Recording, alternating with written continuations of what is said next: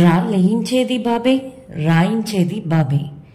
దశాబ్దాలుగా చంద్రబాబు వేస్తున్న రాజకీయ ఎత్తులను మళ్ళోసారి ఆంధ్రాలో ప్రయోగించారు.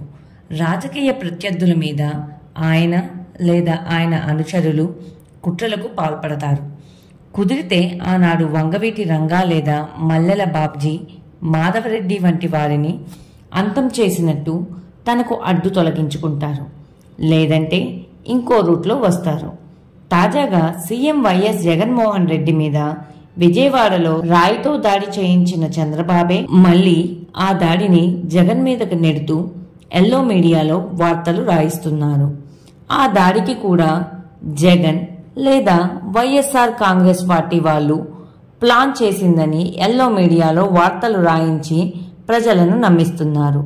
చంద్రబాబు అనుకున్నట్లుగా దాడి జరిగితే సరే, లేదంటే దాన్ని ఎదురు మళ్ళా బాధితుల మీదకే ప్రయోగించి రాజకీయ లబ్ధి పొందడానికి ఆయన కుట్రలు పన్నుతుంటారు.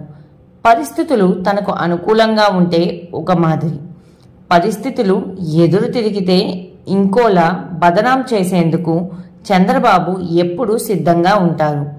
రెండు వైపులా పదునున్న కత్తితో దాడి చేయించి తిరిగి బాధితులనే నిందితులుగా మార్చగలిగే రాజకీయ మాంత్రికుడు చంద్రబాబు.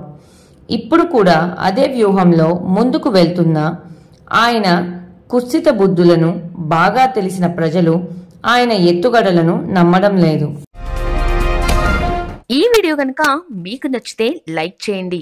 మా ఛానల్ని సబ్స్క్రైబ్ చేసుకోవడం మాత్రం మర్చిపోకండి.